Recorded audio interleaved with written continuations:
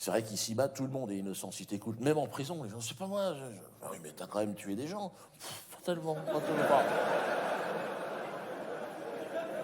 Et ça, de Dominique Strauss-Kahn à Marc Dutroux, personne n'avoue.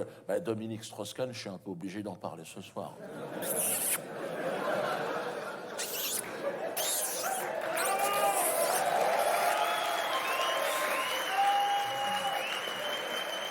Là, on est en surface. Là, ça devient de l'art. Nous, en France, on était 13 millions de connards à observer son grand retour à la télévision sur TF1.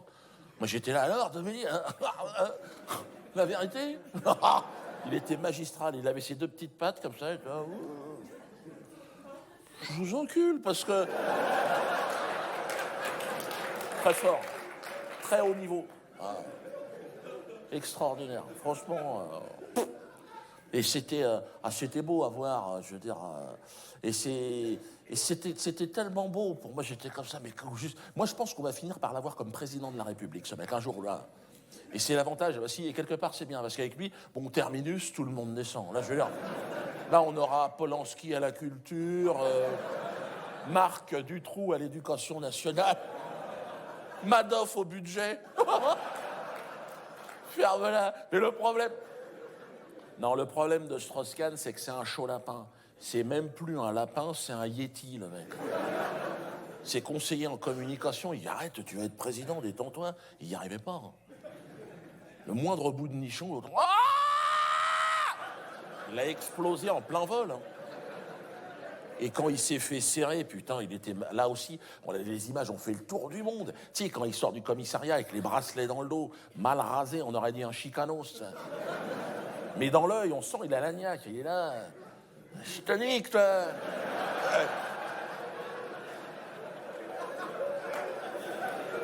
Par contre, au Parti Socialiste, ils étaient mal. Oh, Martine Aubry était pas contente. Non. Martine, tu sais, la costaud, là. Hein, on fait le même poids. Et elle était verte. Elle chialait. Dominique, il faut laver son honneur, elle a dit. Tu vas frotter, Martine, hein, parce que... laver l'honneur de Strauss-Kahn, c'est un chantier, tu vas y mettre 2-3 gouttes. Hein. Il n'a pas d'honneur, cela dit, en politique, c'est pas indispensable. Je dirais même que c'est un handicap. Non, mais Dominique Strauss-Kahn, on est obligé d'en parler. Pourquoi ? C'est l'événement médiatique du siècle. Après le 11 septembre, dans le monde entier, putain, ça a été... Et en France, c'était extraordinaire. Tous les médias, tous les politiques ont crié, quand il avait les bracelets, là, à la présomption d'innocence. Oh ! Qu'est-ce que ça fout là ? Alors, on nous a expliqué à nous, hein, nous les crétins, nous, la merdasse. Hein.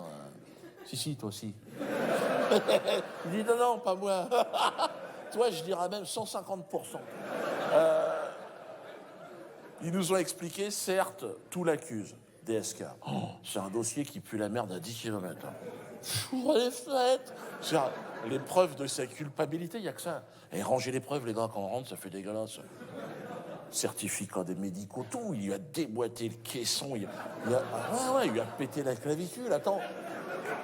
Et puis, non, mais attends, il y a tout. Puis les bandes vidéo, en ce moment, qui traînent sur Internet, il n'y a que ça. Où tu vois l'autre femelle chimpanzé dans un couloir. Elle a paumé ses bananes. Qu'est-ce qui se passe ? Et puis elle lui a mis un coup de patte en sortant de la piole. Elle était énervée.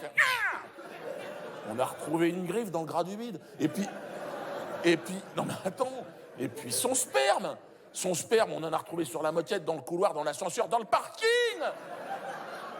Ils en auraient retrouvé sur le fuselage d'un avion qui survolait New York.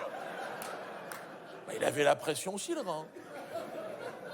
Patron du FMI, je veux dire, il gère pas un kebab à Bobigny, le mec. À un moment donné, il a lâché le tuyau d'arrosage. Sol, plafond, moquette, c'est parti en... Non mais attends, il aurait jamais dû être chopé, le mec. Parce que c'est Dominique Strauss-Kahn. Je veux dire, il y a eu un dysfonctionnement, c'est pas possible. Mais pourquoi ? Parce que Dominique Strauss-Kahn, je suis en train de te dire. Bon, Dominique, tu mets ça à la poubelle. Mais il reste l'essentiel. Strauss... Oh, pardon, monsieur, excusez-moi d'avoir dérangé. Il s'agit quand même d'un milliardaire juif.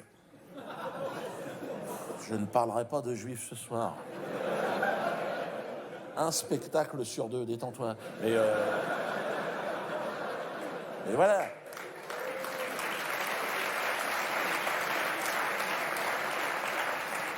C'est un peu délicat de passer à côté de l'affaire Strauss-Kahn.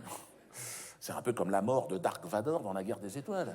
T'es obligé d'en reparler le lendemain matin à la récré. Je veux dire, c'est DSK Dominic Skywalker. C'est-à-dire, toutes les forces de l'Empire se sont mis derrière lui, toi. Ils ont crié immédiatement à la présomption d'innocence, je l'ai dit tout à l'heure, et au complot en ce moment. Au complot. Merde, c'est un complot, soi-disant, ce qu'il a vécu. Ça sera les nazis, les islamistes. C'est les Kadhafi. C'est Kadhafi. Merde. Il connaissait Nafissatou. Très bien, c'était sa femme. Oui, mais il y a les bons complots et les mauvais complots. Faites attention à ça. Le mauvais complot, par exemple, c'est le mec qui va remettre en cause la version officielle des attentats du 11 septembre. Bon, ben lui, il n'a rien compris. 11 septembre, tu bouffes, tu la fermes.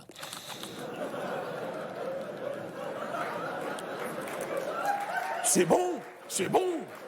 Je peux en avoir une autre part. Tu finis les miettes dans l'assiette. Abdullah, c'est bon. Ça. Ah oui, non, attention, en France, il y a des lois. Il y a des versions officielles de l'histoire qu'on ne remet pas en cause. C'est comme l'histoire des chambres à gaz. Tu vas pas commencer à dire, on pourrait voir les plans. Chambre à gaz, tu manges et tu la fermes. Non, si. C'est un pique-nique, tu vas jusqu'au bout. Tu plies la nappe, tu ranges ça dans le coffre. Merci, à demain. Et puis, bien sûr, vous avez le bon complot. Dominique Strauss-Kahn est innocent, il est victime d'un complot. Il est accusé de tentative de viol, certes. 3, 4. Mais il faut être prudent. Eh oui, parce que c'est Dominique Strauss-Kahn, les mecs. Tu te rends compte, il était déjà président, le mec. Ils n'ont rien compris quand il s'est fait choper. Je veux dire, mais oui, les élections, c'est pour des gens comme nous, tu sais, c'est une formalité pour faire croire que tu participes au truc. Mais je veux dire, il avait déjà les chaussons brodés à l'Élysée, l'autre, il avait fait changer les moquettes là-bas, parce qu'il a une petite tendance à les dégueulasser assez rapidement. Mais bon. Donc quand il s'est fait choper avec les bracelets, mec, de l'Élysée à Matignon, en passant par la grande synagogue de Jérusalem, rangez vos bites, les copains, jusqu'aux Jeux Olympiques 2012, parce que là, on est dans le collimateur. Et là, c'est Bernard-Henri Lévy qui monte au créneau. Quand il y a un mec de la mafia qui se fait prendre la bite dans le sac, l'autre, il débarque. C'est le nettoyeur en communication. Il nous avait fait le coup avec Polanski. Il arrive sur tous les plateaux télé. Déjà, il a les clés. Alors, dégage. Vous êtes tous virés. Alors, il sort sa clarinette magique. Chaud ananas, chaud abricot. On a beaucoup souffert. Non, mais c'est vrai. Non, mais attends. Bon, on est tous innocents, moi le premier. Bon, attends, moi j'ai toutes les associations israéliennes sur le dos. Toutes, depuis près de 10 ans maintenant, jusqu'à l'Élysée, qui est quand même la plus connue. Bon, qu'est-ce que j'ai fait? J'ai fait des sketchs, moi. Mais mon cas est bien plus grave que celui de Dominique Strauss-Kahn. Bien sûr, lui, il n'y a pas d'arrêté municipal. Quand il arrive, direction TF1, Champagne, il faut dire que sa femme est partie aux États-Unis avec un chéquier comme ça. Elle l'a dit, Dominique, je te laisserai jamais tomber. Mais elle a rincé, crois-moi bien. Elle a fait des chèques, il paraît qu'elle arrive aux États-Unis.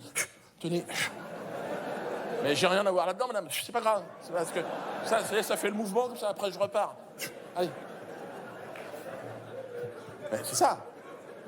Ils sont allés faire des chèques en Afrique pour faire pression sur la famille. Toi, ils se sont dit, bon, ils sont arrivés au Bénin, les avocats de Strauss-Kahn.